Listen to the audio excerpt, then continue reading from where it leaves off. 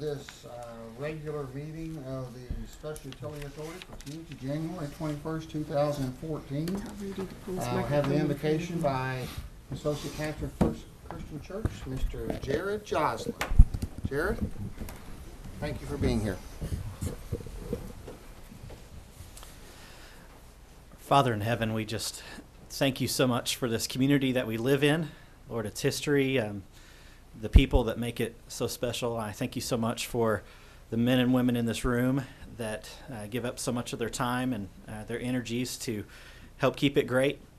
Lord, I thank you for the sacrifice that they make. Lord, just giving of themselves each day. And Lord, I pray that you would bless their families, that you would bless them in their life for what they do. Lord, we pray that this evening that you would give these men and women wisdom. Lord, that you'd give them direction and just bless them as they take care of the needs of this community.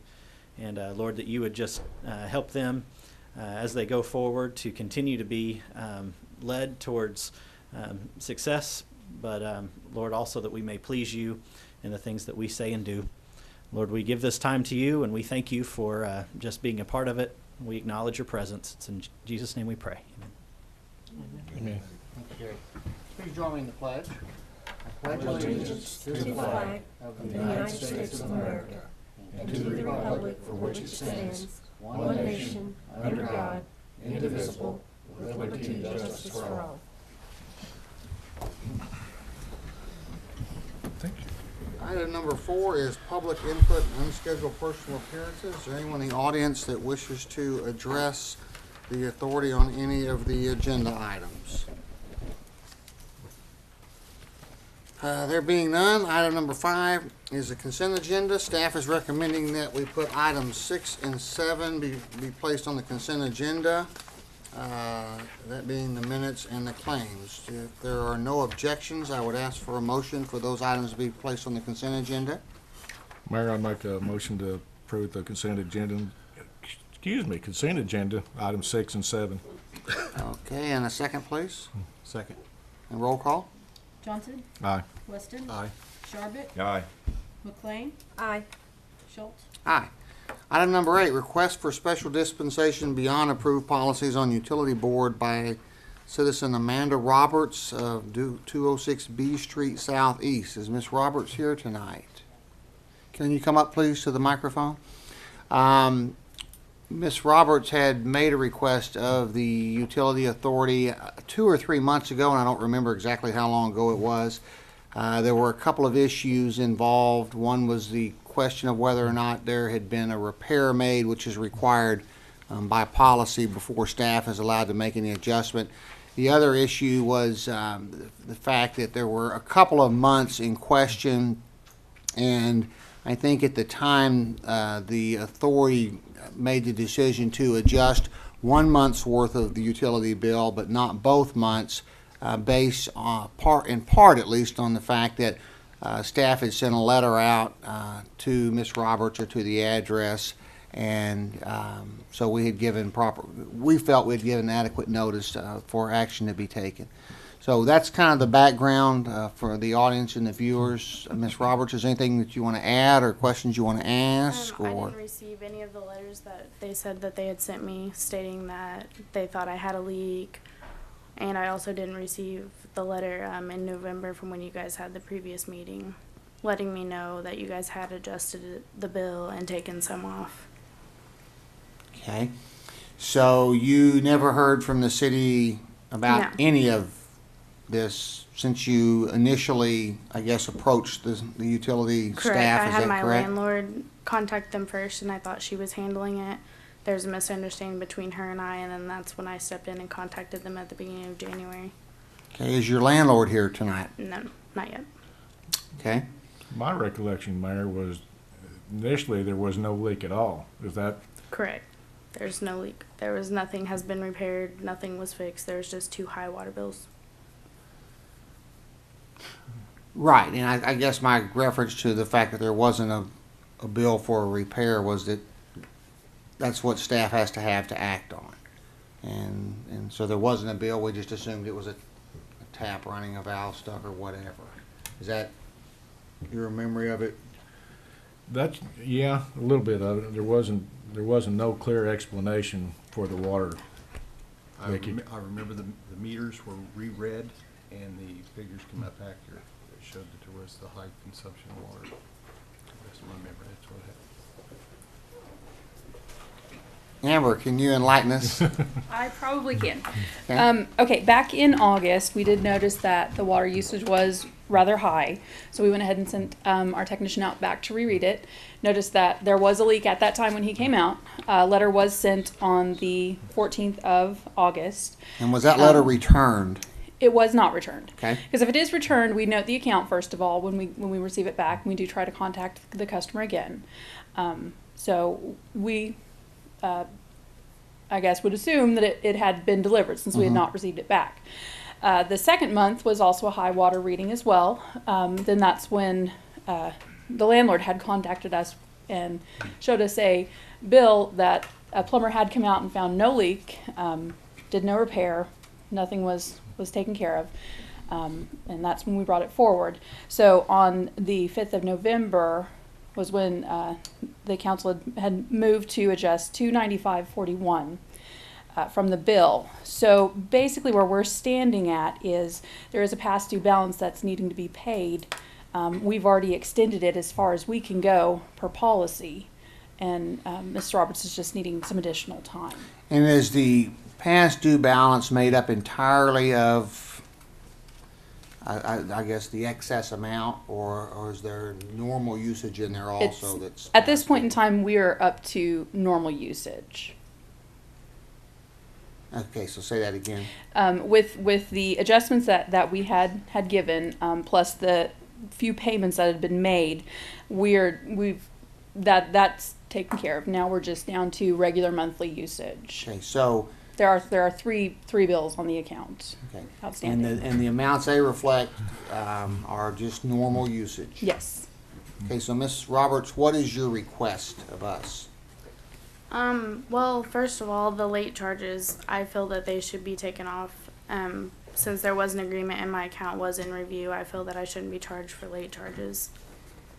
Okay, so say that again about your account being in review. Well, it was in review so that we could come here and figure out what was going on, and I was still being charged late charges. Okay, that might be reasonable. Anything else? That's pretty much it. I mean, I think they took 75% off. Was that correct? How much were the late charges, Amber?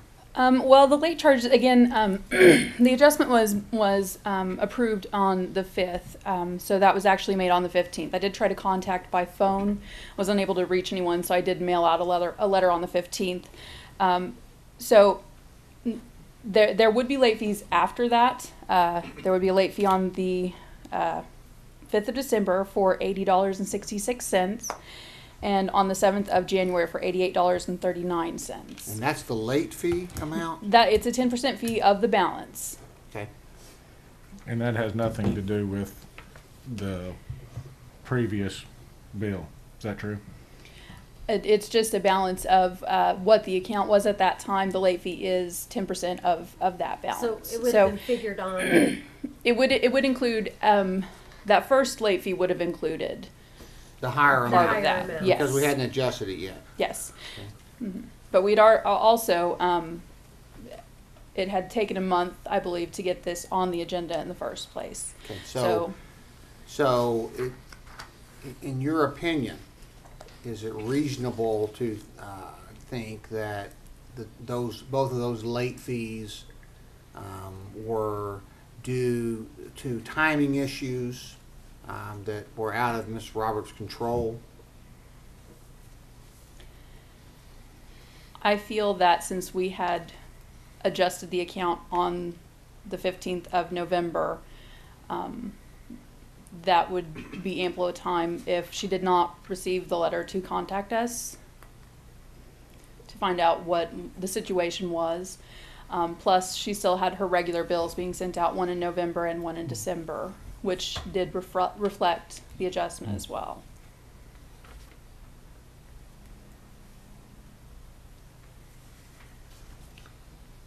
I'm not sure that I'm following the sequence of events completely. We made the adjustment, or we made a decision to make the adjustment. It didn't happen immediately. It happened a week or two later Yes. in the billing cycle. Yes. And was there a late charge applied to the account before the adjustment was made? Before the Or at adjustment the was made, time? there would have been a late fee of $101.09. Okay. What is the total bill that's due right now? The total balance that is due is $1,242.19. Of that, which we needed to have paid by the 10th of January, was $1,017 to avoid disconnect. And Ms. Roberts, you're asking the council to waive the 2 late fees, is that correct, the $160? Correct. And that's all And that you're, then the second month that had the high bill to reduce that as well. okay. Go ahead, David. This is going to seem really obvious, but I haven't heard it asked, and forgive me if I've missed it. The dollar amount comes into play when I think about something that happened to myself. Did you have to replace anything on the toilet, a flapper, a seal, anything at all? No, nothing at all in the whole house has been replaced at all. Adjust a chain or anything Nope. inside the. Absolutely nothing. Did you ever have a plumber, or do you know if the landlord had a plumber have somebody come out and look for a possible cause for excess water? Yeah, she had the plumber come out. I was there when he did it. He looked all over, and he didn't see anything where there would be any cause for excess water at all. It's a mystery. Yeah. Do you have an outdoor faucet? The back of the house, there's one back there. Does it drip? I don't mean to be. No. Let me, yeah. It's a So lot we of have water. a, I'm sorry, it's just, what did that equate to in the amount of gallons of water? It was 2 months worth of high usage, and then everything's evened itself back out. The first month was 39,000. The second month was 45,000, and that was in August and September of last year. I guess the thing that's puzzling to me is if we have a roughly $1,000 bill and we took $160 off of it, we're still left with an $840 water bill over a 3-month period. Is that not right? I mean, it sounds What right, we're it does looking at sound- this point in time is utility usage, electric, water, sewer, Okay, so that bill sanitation. is not. That bill water. is out of play Okay. at this point in Okay, time they- because of the adjustments and the payments that have been made Okay. between then and now. Okay. So at this Makes point in more time, we are sense. looking at 3 bills that are past due, totaling the $1,017. Is the sewer on there as well? Yes. Electric, sewer, For water, for her regular usage. Again, we're Right. we're past that point with the high usage. Why would Um, it get better? Say again? Mr. Chairman, I guess the question I would have would be, do you have any sense, young lady, of why things got better? I have no idea. That's what's puzzling me is how my water bill is even back out. I would think that if there was a leak or something wrong on my end, that it would be high every month. You think that were there August and September, right? Correct. Very hot. Any reason to believe anybody was using your water hose or had left your water hose on? I don't even or- own a water hose.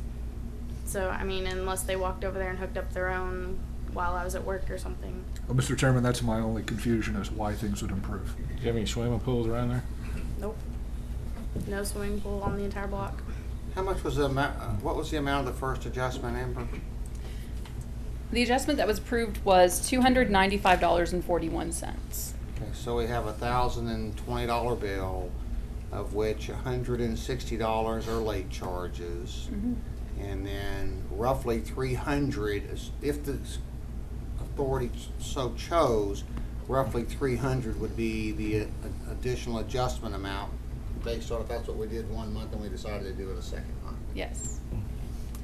I'm just, But also, we are to the point of, she was also requesting additional time to make payments on her regular usage because it would have been shut off.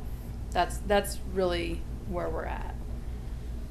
And this bill's not just water and sewer, it's the No, entire bill. what we're looking at It's is an electric. entire, just a regular utility bill. No additional water, no additional sewer. That's all been adjusted and or paid for. And so what, of this dollar figure that you're quoting to the chairman, how much of that is actual water and sewer usage? I am not sure of that. If that's the part that spiked, I'm curious how much of it is. Well, what I can tell you is the 4 months after those two high bills, it went down to 1,000, 4,000, 3,000, 4,000. On gallons? Yes, per month. Well, we know last time we adjusted approximately $300 for the 1 month of usage, so I think it's safe to say that would be approximately the same number if we were inclined to do that. That was actually both months you took into consideration. Right. We did? Yeah, we did. Yeah. Oh, I didn't remember that. Yeah. And I watched YouTube too. I didn't.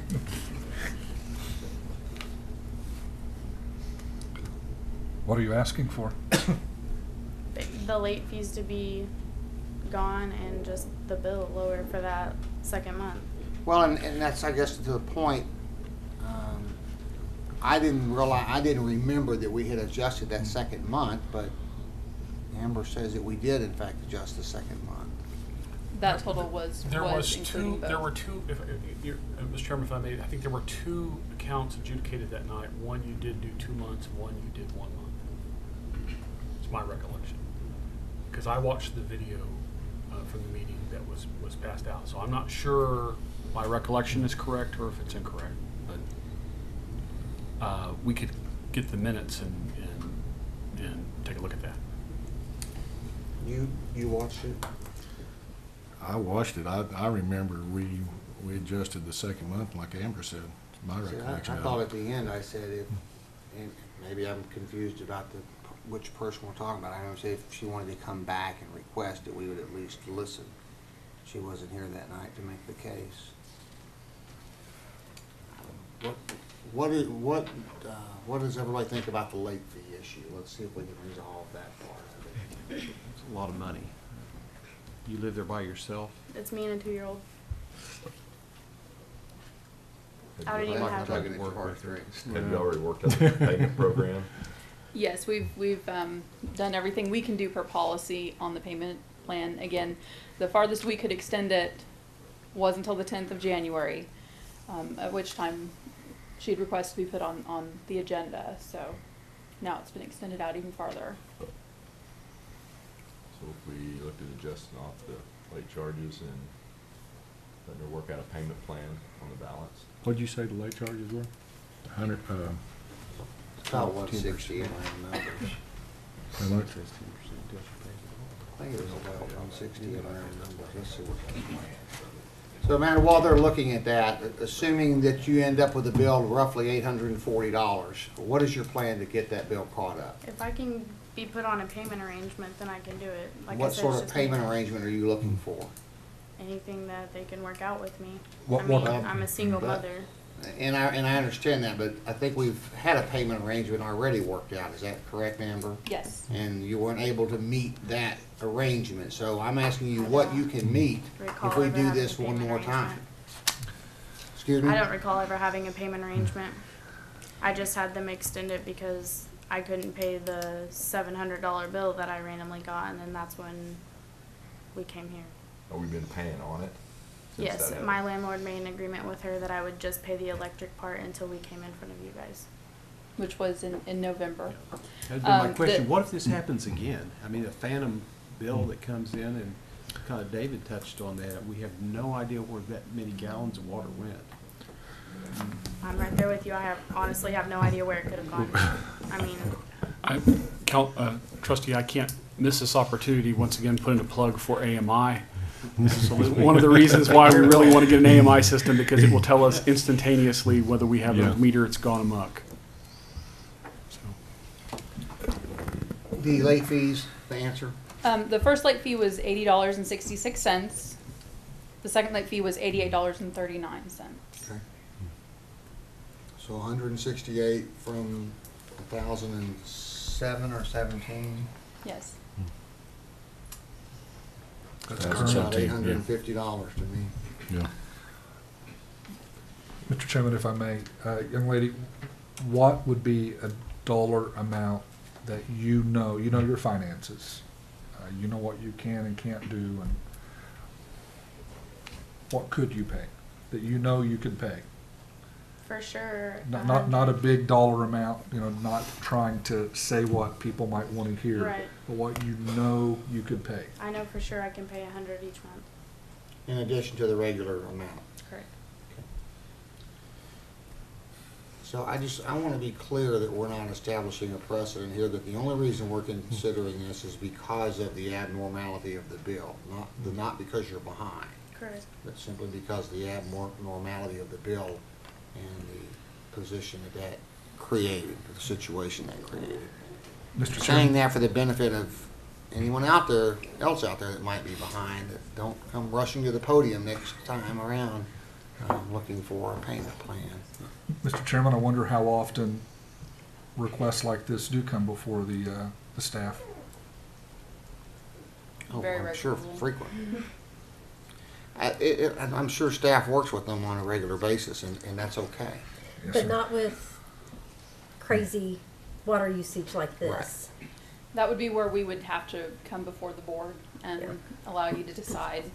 Because we, per policy, have a set arrangement we can do. Yeah. The only time that we will bring a matter to you is when the customer requests adjudication of a bill that is beyond the scope of the policy that you've enacted. And the policy that you've enacted gives us certain leeway that we can do with an account. But once we go beyond that point, then our hands are tied. We don't have, as a staff, the ability to do it. And occasionally we'll get customers that come up to see me, and the instruction to the staff is there to inform them I have no authority to give any better deal than the utility counter can. So And Amanda, you feel confident you can pay That's what's due now. an additional $100 a month in addition to what you normally pay for your utilities? Correct. How And- much? You said- 100. Oh, okay. Just to make clear, I've used the number 1,017 because that's the amount that's behind, but the full balance of the bill is 1,242, correct? Yes. Okay, so,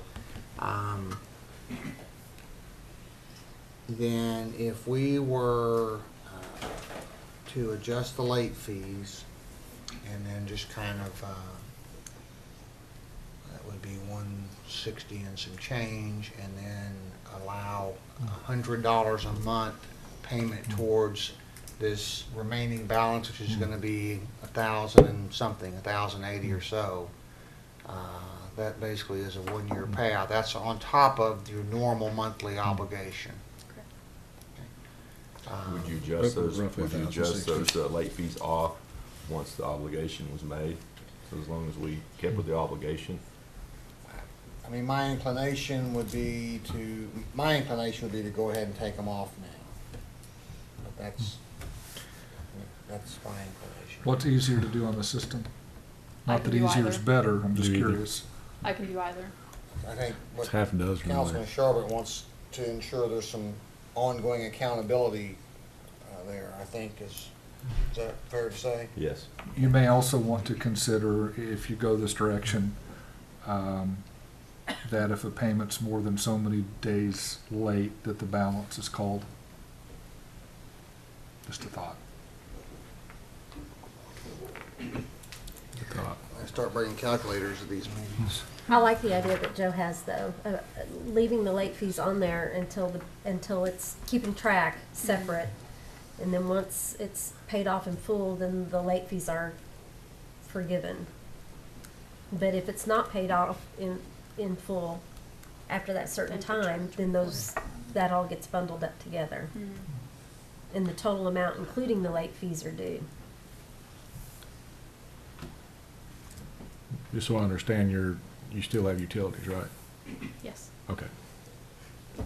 So Amber, can you, without us spending 10 minutes getting it down to the penny, can you do the math that gives her I guess what you would need is a net number, knowing that those late fees will be suspended out there, and we would shoot for a 10-month payoff. Mhm. And if that net balance net of the late fees is paid off in 10 months, then the late fees would be struck from the account. And doing that's going to result in a payment of approximately $104, $105 a month, over and above the normal amount that's due. Correct. Is everybody comfortable with that comfortable with that. approach? Yes. Yeah. And you understand if you don't pay as per this plan, then the late fees will stay on the account, will be due. Okay. So I do have a couple of questions. Okay. The due date for this particular account is on the 3rd. Do Okay. we want it to be made on the 3rd of each month? Well, I think everybody gets, we have a 10-day grace period. Is that the accurate terminology? The bill 10-day is, pay period, yeah.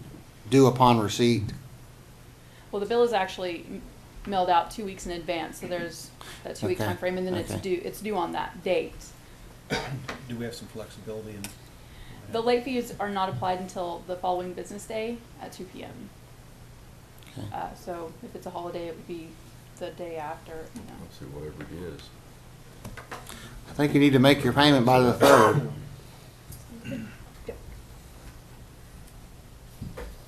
And if that payment is not made, what's the process from that point? Call it due. I think call it due and then follow the normal policy. Okay. Yeah. Because it feels like we are going above and beyond because of the special circumstances, so.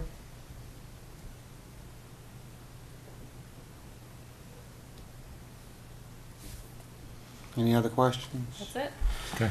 Okay, so I don't know that we actually need a motion, do we? We Yes, sir. do. So we'll need a motion for Amber to adjust the account as described in our lengthy conversation. Oh my God. I'll make a motion to adjust the account as we described. Okay, Second. roll call, please. McLean, Which Aye. one? Sharbat, Aye. Weston, Aye. Johnson, Aye. Schultz. Aye. We'll have to go Thank back you. to the video. Thank you. Good luck. Okay, item number 9, approve master service agreement that is currently set to expire 6/30/14 with Anderson Engineering for engineering services. Mr. Tyler Klein. Yes, sir. Tonight before you is the master service agreement with Anderson Engineering. They do various engineering services for the MSUA side. I'll also be presenting a master service agreement for the city side. So we currently use them for example, the street program, the Rockdale Bridge, some stormwater issues. So tonight's just renewing their master service agreement. Is this sort of an on-call or? Yes, is sir. this- Okay. Okay. You issue work orders under it, and then you would approve the work orders before they are formally. Okay. Any questions for Tyler? If not, may I have a motion, please? Motion approved. And a second? Second. And a roll call? Sharbat, Aye. Johnson, Aye. Weston, Aye. McLean, Aye. Schultz. Aye. Thank you, Tyler. Thank you. Item number 10, other new business, if any. Is there any new business? No new business here, Mr. Chairman. Item number 11, trustee community announcements. Any announcements? I'd like to say hello to Yvonne Ketcher. She said hello back. Item number 12, staff reports. Reports are in your packet, and staff is available for questions if you have any. Amen. Item number 13, future agenda planning. Mr. Chairman, we just have started placing this on all of our agendas. It gives us an opportunity, if there's something that you want to see on a future agenda, gives us an opportunity, a placeholder, if you will, on an agenda to be able Awesome. to talk about it. Okay. I think that's an excellent idea. Item 12, or excuse me, item 14, adjournment. You're up. Christie? Hey, I made my motion. Oh, she just has one tonight. I make a motion to adjourn. Okay, thank you. And a second, please. Second. Roll call. McLean, Aye. Weston, Aye. Sharbat, Aye. Johnson, Aye. Schultz. Aye. Thank you. That meeting is over. And if I can find my copy, we will move on.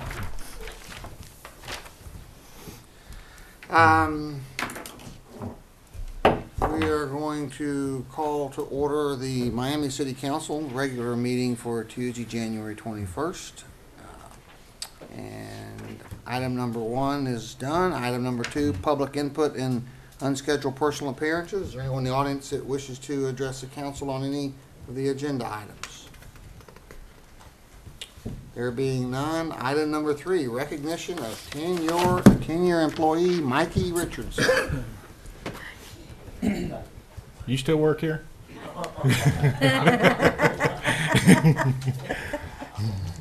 Well, for one more night. This is the first time I've got to come down and do this. This is the first time I've had a direct report that's met such an auspicious anniversary.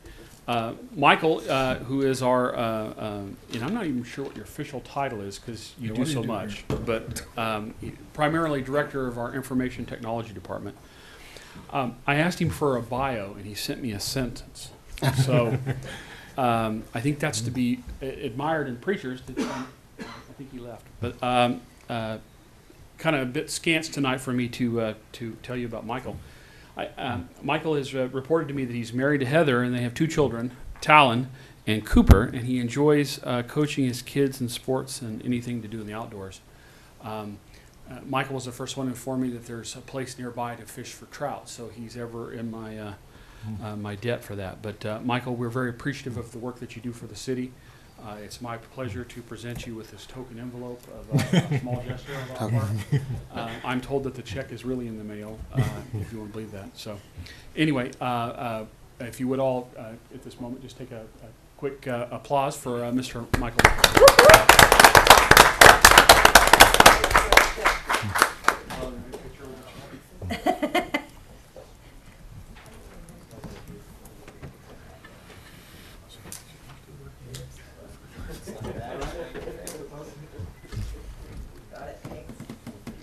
Thank you, Michael. Congratulations. It's nice to work with Michael because he's always got a good attitude about everything. Makes things a lot easier.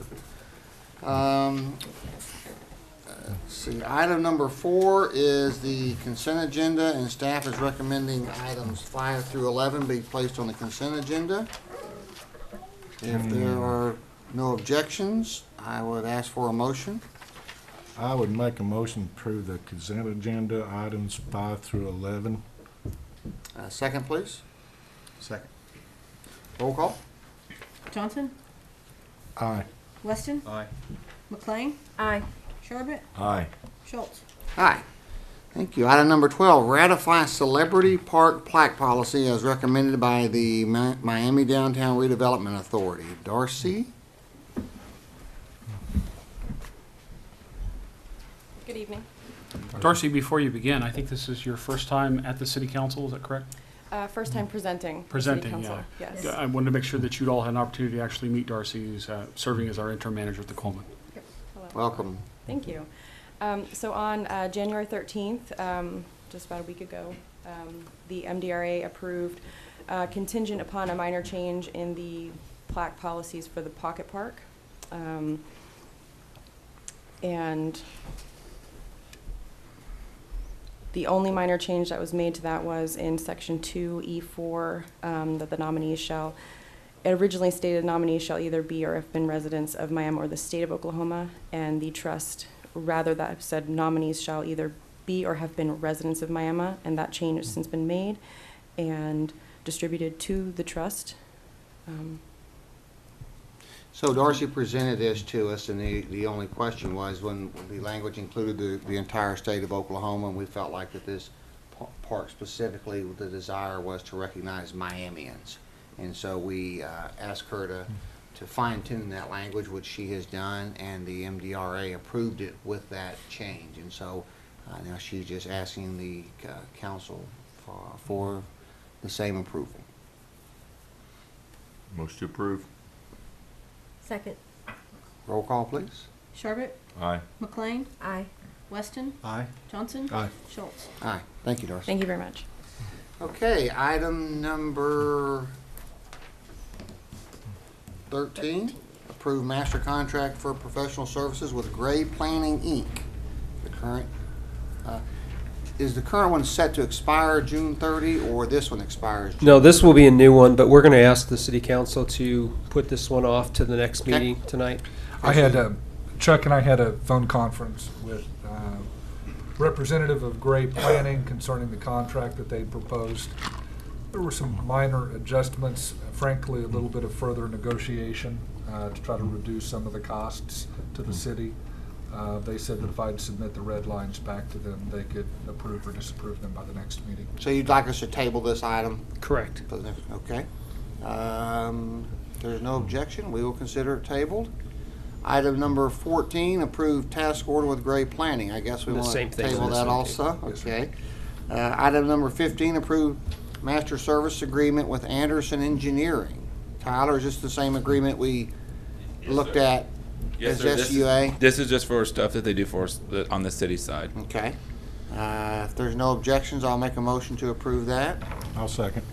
Roll call, please. Schultz, Aye. Johnson, Aye. McLean, Aye. Weston, Aye. Sharbit. Aye.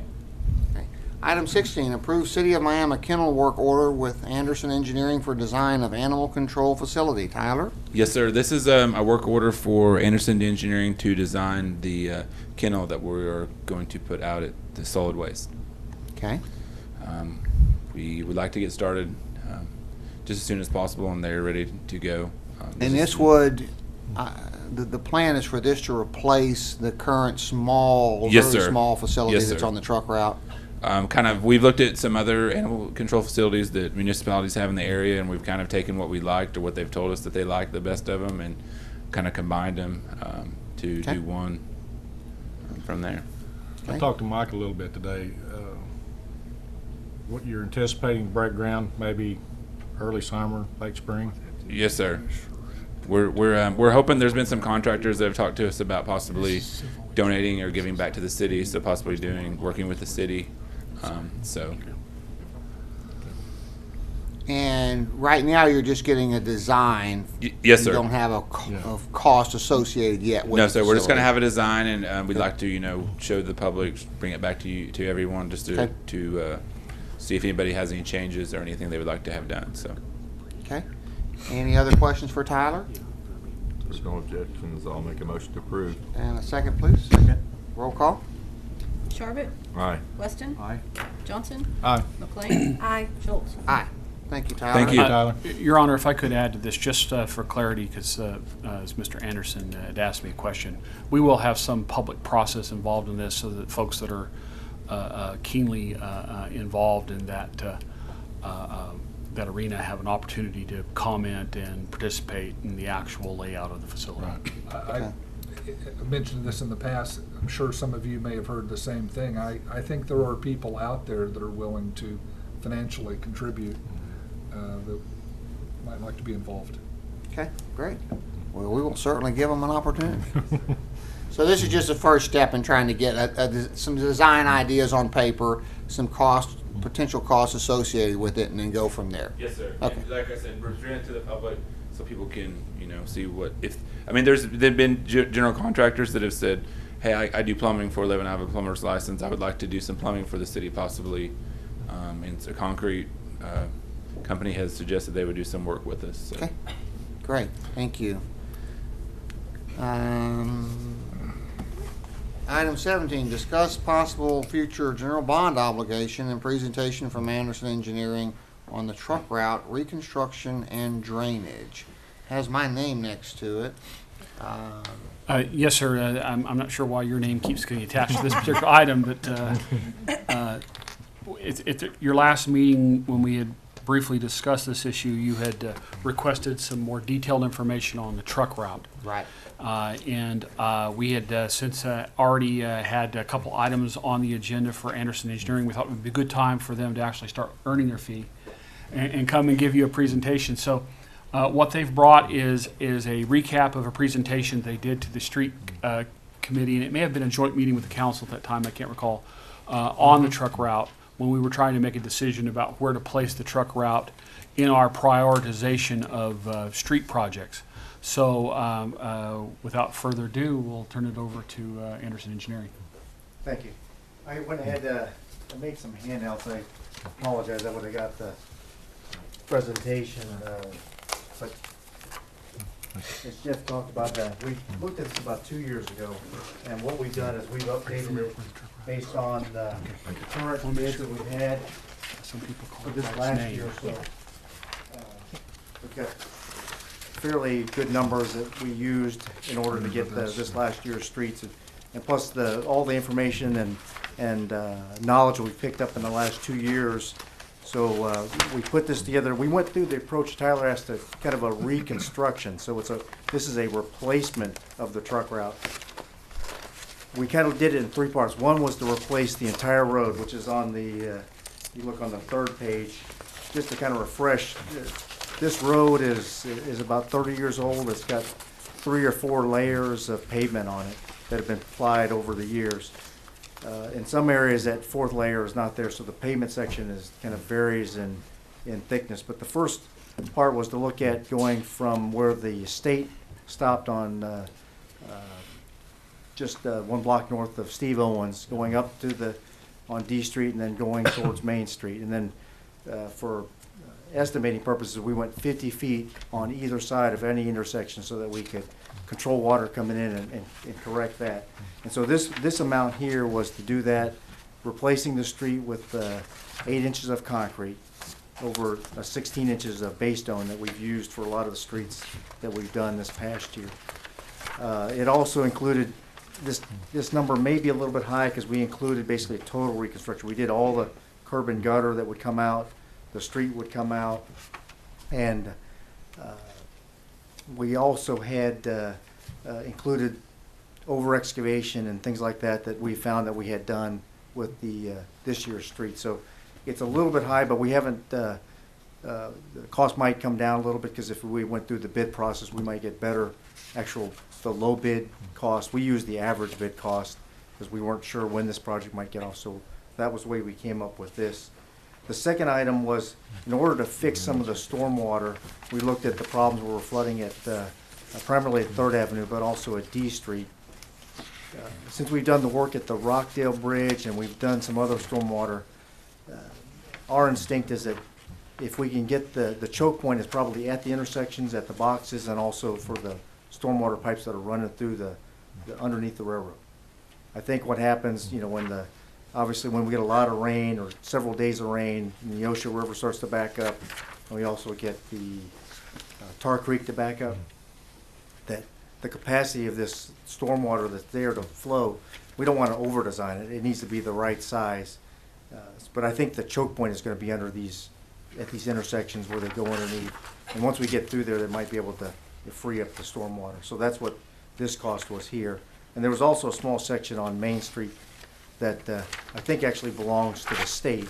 But a couple years ago, we had looked at fixing that because that's where a gutter crossing is. And it's just because of the overlays that are in place, the water doesn't flow correctly there. And then the last section we had, this was just kind of a temporary look. There are some ways to control some water at those intersections if we wanted to stop that temporarily. But the amount of stormwater that is there, it would be hard to cut that water down considerably without doing the piping that would go underneath the railroad, because the boxes are small and the pipes are small. But as a short order measure, we could put some sort of underground detention and have some available capacity there. So that's where that third cost. And the last page was just those are all, I color coded those by the streets and the stormwater and the piping, and those were all I guess based on the bid prices. We used kind of an industry standard for the engineering and surveying and the contingency. Normally, we just used a standard rate. Normally, our fees are probably much less than that because when we've done these site-specific, we're able to work with Tyler and get these. But for budgeting, we just went ahead and with a standard, which is kind of a 9% on items that are kind of the $2-3 million range for the cost. The dark, on the very last page, the dark blue, I can't read what that says. Oh, I'm sorry. That was basically to do some sort of temporary detention at 3rd Avenue and also at Central Avenue. What is underwater detention? That's basically Or underground detention? it's like above ground detention where you see but it's below the ground. They use storm cells or half pipes so that the water can go there, and then they put rock above that, and the rock has the void so that you can get some capacity under the ground, and then you cover that so that for public safety, so that you can drive over it, and it won't be an open detention area. Is it like a giant French drain? Similar. Okay. Having had the opportunity to work in the desert, we used to build things called dry wells, which were just enormous Right. cisterns that would be full of gravel, and the water would just go in it, and it would perk into the ground and go away. And one of the things, we haven't surveyed anything, so this was just kind of an option that we would need to look at, because what's going to control that would be the size of the pipes that go underneath the railroad, and also those elevations. If the elevation of that pipe is fairly shallow, the effectiveness, it may not be worth the money to do that. So we just put that out there as an option. Naturally, the cost estimate that's contained in this presentation exceeds the bonding capacity for our GeoBond ability. And when we had presented this to the street committee, at that time, we were discussing the remaining amounts left from the sales tax bond for the streets. And then again, the decision was made to take the remainder of that bond issue and apply it to as many residential streets as possible, and then come back and revisit this issue when we have more of an opportunity to look at some larger funding package to put together to do this road. So the city has a number of options that we can look at from a financing standpoint. We could merge the remaining balance of the sales tax bond with a potential GEO bond to complete this project. We currently have a little over $1 million. Is Tyler still in the audience? I can't see it. I think after everything, then we'll have 1.9 million. Have 1.9 million left in the sales tax bond. We have the option of either applying that to this project and then going out for the GEO bond to match that, if you will, which would permanently update and improve this road. We can look at more of a cafeteria approach. When we were having this discussion with the street committee, one of the things we discussed was going with the concrete profile in the areas where we know trucks are putting on the brakes. So the heavy impact areas, like at the turn, and maybe anywhere where we might have a light. And then look at some lesser standard, the remainder of the route. We could do that. We could look at changing the length of the project.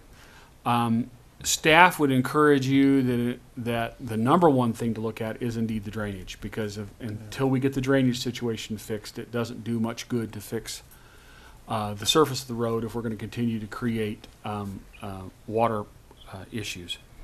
So we do have a workshop scheduled for Monday. We were hoping to bring this issue back to you for discussion on Monday. It's Tuesday. I'm sorry, Tuesday. Tuesday next week, and talk about it in more detail. Maybe we have opportunity to put together some different funding scenarios. We also have the possibility of bringing, since we're starting our budget process, we could start looking at what funds we have available for transportation projects to augment it and place it on the ballot as a match, if you will, for the GEO bond issue. We will match through budget capacity a certain amount of money to complete the project. That being said, we keep coming back in our discussions about the single most pressing need that we have, and they are lengthy, but this one keeps coming back to the surface because it's such a prominent route that many travel in the community, and it is in desperate need.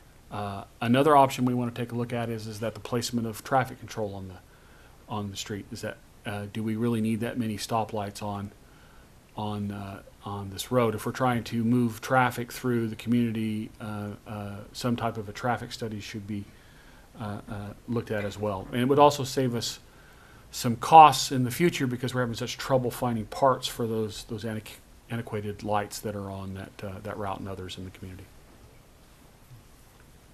Do we have any idea how long this project would take, and Where would be the detour route for the trucks? Yeah, we talked about that today. John, I'm gonna let you take a stab at what you think. Well, that I understand from talking to Joe that the last time they did the mill and overlay, they used the official truck route. Which is A.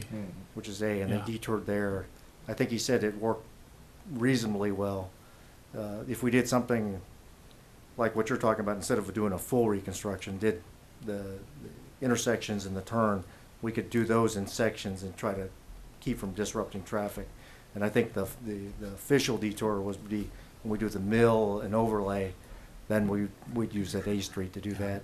As far as timeline, this would be one where it might be done in 2 seasons, maybe intersections and the turns done in 1 season, to kind of keep from disrupting, and then do the overlay in a following season. But this could take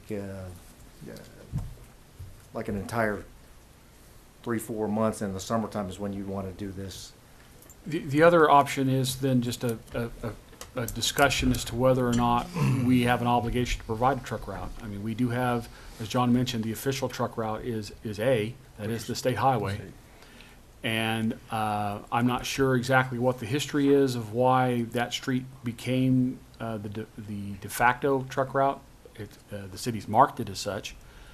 But A Street is the state highway through there, and it is eligible for federal funding via ODOT. So, you know, we might even add that to the discussion on Tuesday night as to whether or not we want to continue to support that road as a truck route. Because if we designed it to a residential standard, it certainly would be a little bit more cheap. It would be certainly more affordable than the estimate that we have here. I also heard you say permanently fix it. How long would this repair? If we spend this money, how long will it last? Well, we would design it for concrete. We design it for a 30-year design life. Okay.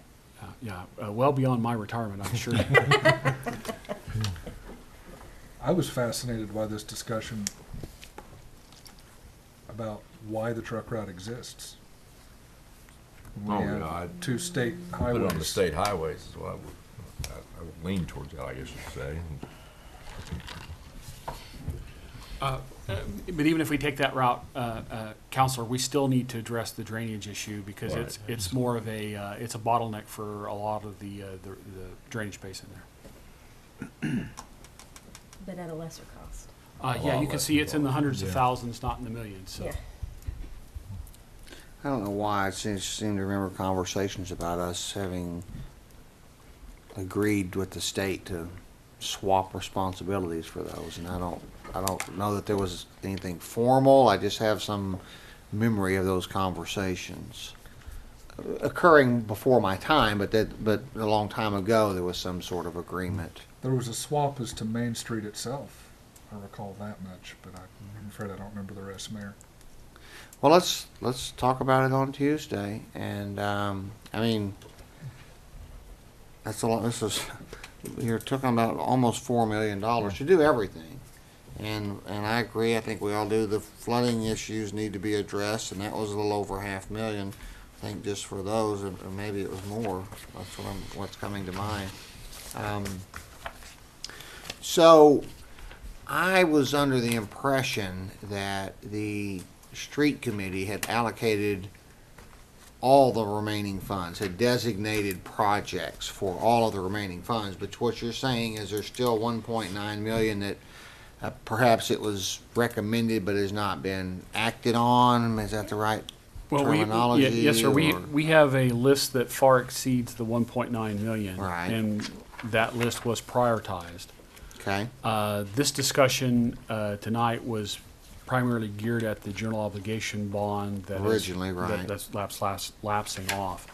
But there's nothing committed from a legal standpoint into spending that 1.9 million on those projects. It's just an option that's available for your consideration. I think we have an obligation to involve the street committee in that conversation if we're going to consider doing that. I mean, we've asked them to serve in that role, and if we're going to reprioritize their recommendations, and we at least need to, I think, involve them in that conversation. We can certainly invite them to the workshop. Okay.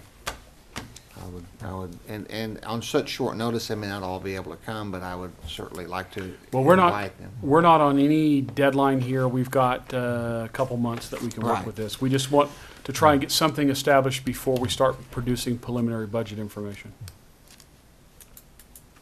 So Tyler, the 1.9 million remaining, when was it anticipated that work would start that would encumber those funds? This spring. we Okay, had so anticipated. couple of months. Yes, sir. from We now. have streets. We actually already have plans and everything ready. We were just Okay. kind of waiting for this to finish up and then start this. Well, I remember the conversation a few years ago, and I didn't remember it being quite this expensive. So I mean, I can understand why we preliminarily we thought, well, maybe this $2 million that's available with the GO bond can go towards fixing this project. But, phew, What I remember, what was it? 1.8. that's for some reason that's what's coming to mind Yeah. for me too. But it may not have all been concrete, and it may have been because we talked about and. I don't want to confuse anybody, but we did talk about just doing the intersections and basically the curve and the places that get stressed the most when trucks are turning or slowing and all those things. And that's what really tears it all up. Right, this time Tyler and I talked, and we wanted to go, what would be if you did it completely from point A to point B, so. Right. we And had again, those other things just on. for the benefit of the viewers, point A is where? It's at the intersection of D and 3rd? D and First Avenue First. southeast, and then Okay. it goes basically 9 blocks north to the turn, and then 3 blocks to Main Street. So it's Okay. about 12 blocks, city blocks long. Okay, and First would be is 1 block off of Steve Owens. Right. Okay, And so the starting state already 1 did block that off of 1 Steve block. Owens all the way around the curve to North Main, sort of North Main. Right. Okay. Any other comments? We'll ask staff to put it on our Tuesday agenda for discussion. Further discussion. Okay. Thank you. Thank you, Mayor. Thank you. Item number 18 is accept donation of real property described as follows: lots 13, 14, 15, and 16, block 145 in the original town of Miami, Ottawa County, state of Oklahoma. Do we have a PowerPoint showing where that is? I know we've all looked at pictures. I don't know that we have to have a PowerPoint. I think Krista prepared one.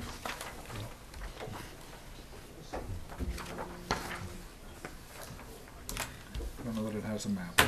It does not have a map. So, David, would you briefly describe what the council is being asked to do, what the offer is, et cetera? There's be happy to, Mayor, there's a law firm, an out-of-town law firm that recently sent a letter to the city. And in that letter, they included a deed describing some property that had belonged to a family that had been residents of Miami, literally dating back to the 1930s, but had not lived in the area for quite some time. The family had, in a probate proceeding, decided that they thought that they should donate the property to the city of Miami. I can't give you an address because the property, I'm told, has been unimproved for such a lengthy period of time that we have no records of utilities or mailing addresses. What I can tell you is that the property essentially is at the, if I can get this just right, if you know where the tracks cross South Main, you're very close. These 4 lots are precisely 1 block west of the intersection of South Main and the train tracks. They are unimproved lots. They're grass. They have nothing on them.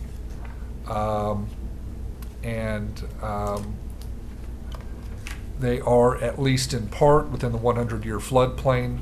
So while I certainly don't want to show any disrespect or lack of taste and appreciation for the tender made from the family, I do want to make it very clear that should you accept these properties, you would be accepting properties that have no structures on them.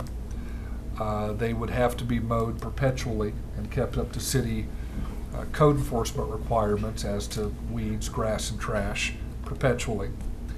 And that any construction that might be made on these properties, whether it was by the city or a subsequent purchaser, say at auction, would be subject to the restrictions placed on the 100-year floodplain, which would require an elevation of at least 2 feet above the base flood elevation for that property.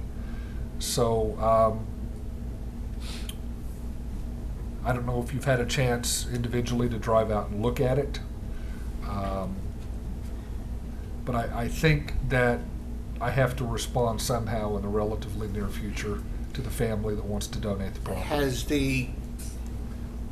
who mowed the lots last year? Or do we know if they were mowed? I mean, I know they're not easily visible from the street, so I don't know that there would have been any complaints filed or anything. Don't know if they were mowed at all. Mayor, the best I can tell you is that I don't know if we've had any mowing complaints or if the city's ended up mowing them. I've looked at literally just samples of Google Earth satellite imagery, and they appeared to be mowed. If somebody had not been mowing them, they would have been, they'd be full of trees by That's now. what I thought. Yeah, they'd be full of trees. So how do we find that out? Who's been caring for these lots? Because there may be an interested party, someone that has more interest than perhaps we have. There are some homeowners fairly nearby. I think that most of the properties to the immediate, I think all of the properties for the immediately to the north of these lots and to the west of these lots to the river that had structures on them were demolished. So there have been demolitions made in this block area. It is possible that the city's been mowing them on an abatement basis. I could find out through management. If it was, Your Honor, that would appear on our list, and I don't have a recollection of that property. We have no address. Were there taxes paid on this properties? Yes. Yes. Yeah, they're still privately owned. Okay. We did.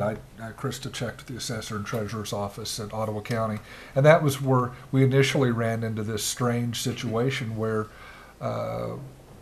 Councilman Johnson asked for an address, and I couldn't give him one, and I thought that was a strange answer, but now I understand it. It's been so long since anything was built there. So for 70 or 80 years, somebody's paid taxes on these And lots, mowed and them. they've just sat there. Right. Greenbelt. The other thing would be if you ever wanted to make, if we ever needed parking lots close to Maine for some reason. Quite a bit south of Yeah. Maine and Steve Owens. Yes, it is. I racked my brain. I tried to think of a way to explain how these lots could have some utility, and I couldn't think of anything. As you can see from the aerial, the property in question is here, and you can see that there doesn't appear to be a lot of brush or overburden, and from the looks of this, there even appears to be evidence of a mower. You see the lines where mowers have been, so I would assume that it has not been a problem, but we did have a complaint this past summer on a property in this area, but it was here at the school. I believe this is the school, is it not? Well, we are currently, I don't know the dollar amounts, but we are currently paying to have lots mowed every summer, paying taxpayer dollars for that, and I'm not anxious to increase that burden on the taxpayer. I would like to ask staff to do a little more research, see if there is, see who's caring for them, if we can determine that, see who might have an interest in them. It may be that there's a private citizen that would have an interest in the property. I guess, given the nature of the businesses that are in close proximity, I would want to, I don't know, I guess we just want to make sure that the area continues to look as good as it does. I say that tactfully enough. For me. I think I know what you mean, Mayor. You know, the other side of this is this picture was taken during winter, so it might not be a good indication of how the vegetation is in the summer. But again, I think if it hadn't been mowed, it would be heavily overgrown by Yeah, now. there would be a lot of brush. Yeah. That's really, unfortunately, all I can tell you, but I certainly look at the surrounding properties to the north and west to the river, and it doesn't appear to me that it's probably for flood purposes, that it's a booming residential development. Not Well, out there. It's land that are not making anymore. You'd think people would be anxious to You'd have think it, so. but I would ask that we not take any action on this tonight, and that we ask staff to see if they can do any research. I mean, I would be of a mind if there was an interested party that we just give them the contact information and see if they're interested. Does anybody have a different thought on it? No, I think- Are any of you interested in the city? Well, Mr. Thulin's right there. That's his business, and a little bit further down, Mr. Darnell's, and I would think that it looks like the parking's kind of limited there anyway. They might be interested. I don't know what the city would require for them to park vehicles on that lot, but Might be some zoning requirements that come to mind if it were residentially zoned. And that could become an issue for the planning commission, but Well, and I think if the planning commission, if there was some appropriate fencing and things like that put up, then that might be a consideration. But looks like a nice street. so, Mr. Bishop, who's going to have the initial conversations? You're just going to ask somebody from staff to see if they can figure out who's been caring for the property? Yes, sir. The first thing is I'll have asked Chief Harrelson to get with his code enforcement folks to see if there was any activity, and then I'll get with Glenda and Tyler, and we'll see what records we have if we've done any mowing on it in the past. Okay. Anything else on that item? No, sir. So we'll look forward to hearing something back at a later date, perhaps, even if it's just that it's been resolved.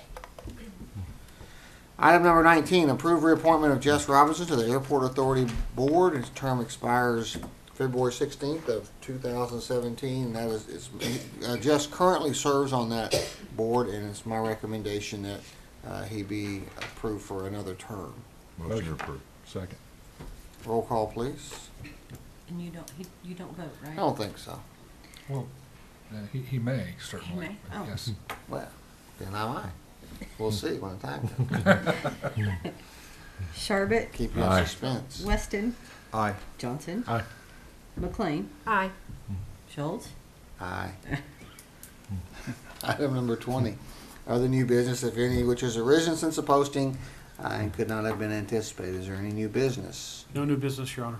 Item 21, staff reports. Their written reports are in your packet, and staff is available for questions if you have any. Item 22, mayor and council community announcements and signing of approved documents. Are there any announcements that any of you would like to make?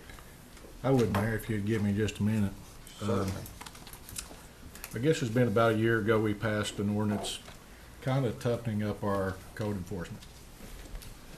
And I know our code enforcement officers are working hard, but our problem goes beyond that. Code enforcement can't fix everything. We have people that really don't take pride in their property. I drove around a little bit today. I seen old rugs out in the street, cardboard boxes on the sidewalk. I think as a community we need to step up and take care of our property. I'm not addressing everybody, and I'm sure I want to hear about this, but that's okay. We have to take better care of our property and take a little pride. That's all I have. Thank you, Neil, and I will second that. Anybody, any other comments? Okay. Item 23, executive session pursuant to 25 OS 307B1. Do we have a motion up there that's shorter than this thing? Okay. 25 OS 307B1 deals with issues of employment, hiring, appointment, promotion, demotion, disciplining, or resignation of individual salaried public officers or employees. So if I could have one of you make that motion, please. I move the council to enter executive session to discuss the employment, hiring, appointment, promotion, demotion, disciplining, or resignation of any individual salaried public officer or employee, to wit, Jeff Bishop, David Anderson, George Harrelson, and Krista Duhan.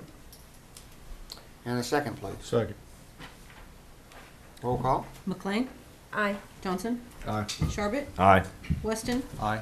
Schultz. Aye. And just so there's not too much suspense, this is just an annual review of the contracts of those employees for discussion. And you will have. You're on. Okay, we are to, actually, so there's gonna be no action on item 24. Item 25 is future agenda planning. There's no discussion on that, I don't believe, tonight. And so item 26 is adjournment. Do we have a motion to adjourn? Motion to adjourn. And a second? Second. And a roll call. Sharbit, Aye. Johnson, Aye. Weston, Aye. McLean, Aye. Schultz. Aye. Good night, everybody. Think tight. Well, that's right. I do not know what time it is. Make it better. Your microphone's still on, just a second ago. Did I ask you to have that for next week? No, you did not. Yes, you did. I have it at home. Ladies, gentlemen, Okay. thank you. Have a good day. Thank you. Mostly, I mean, look through the